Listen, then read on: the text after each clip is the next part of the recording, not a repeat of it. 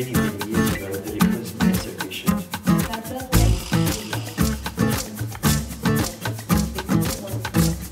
And if he's already walking, I'm telling you.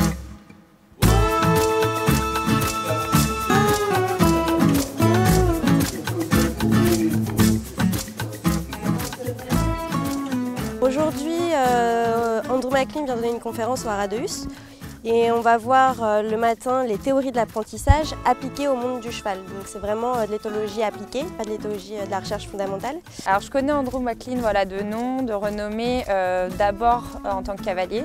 En tant que cavalier qui a fait du haut niveau dans les 3 disciplines olympiques, dressage, complet, CSO. Et ensuite comme cofondateur de l'ISES, donc un institut sur les sciences équines à l'international. Aujourd'hui, j'espère découvrir donc, les méthodes qu'il a créées pour, par exemple, mieux savoir le bien-être du cheval. Donc, le matin, je sais que ça va être beaucoup plus de la théorie, donc bien plus sur l'éthologie. Et l'après-midi, on va avoir des cas pratiques. Donc, oui, vraiment voir le bien-être du cheval, quoi. Et même pour nous, en tant qu'humains, on a aussi ce même besoin de toucher. Une des choses que j'apprends à tout le monde et à beaucoup d'étudiants partout dans le monde. And then he learns any other cue. Et après, il apprend tout.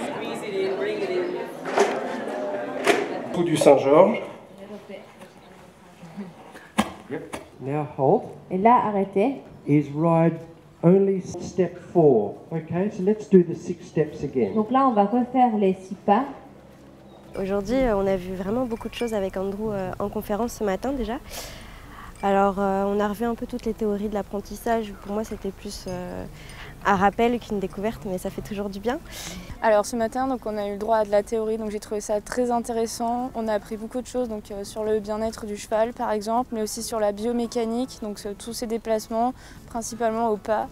C'était vraiment intéressant, on a appris beaucoup de choses et c'est aussi là qu'on s'est rendu compte que on pense savoir plein de choses, mais en fait, on ne sait même pas la moitié de ce qu'on a appris. C'est vrai qu'il a fait une intervention très à l'américaine avec beaucoup les questions étaient plutôt axées vers la fin, mais avec beaucoup de discussions avec le public. C'est pas 3 questions qui se baladent dans un amphi, c'est vraiment, il y a une vraie connexion avec le public.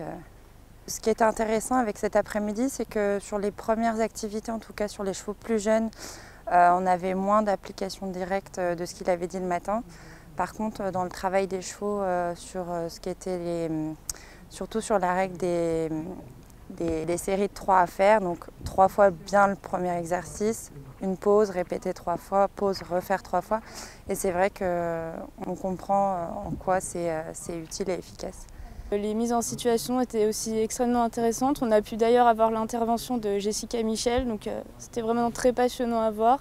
Souvent, on interprète le comportement d'un cheval comme quoi il fait semblant, il n'a pas peur, il se moque de moi, etc. Et les scientifiques ont montré que c'est du pur anthropomorphisme parce que le cheval n'a pas de cortex préfrontal comme le nôtre. Comme chez l'humain, nous on a un cortex préfrontal, le cheval n'en a pas. Et j'ai trouvé qu'il avait expliqué ça vraiment très clairement et plutôt succinctement en fait. La vision d'Andrew McLean, elle est vraiment incroyable. Enfin, il voit vraiment tout, il capte tout. Même nous, ce qu'on peut penser qui n'est pas intéressant, pour lui, c'est vraiment le petit détail qui fait que ça va tout changer. Donc, non, il a vraiment une vision globale et c'est vraiment super.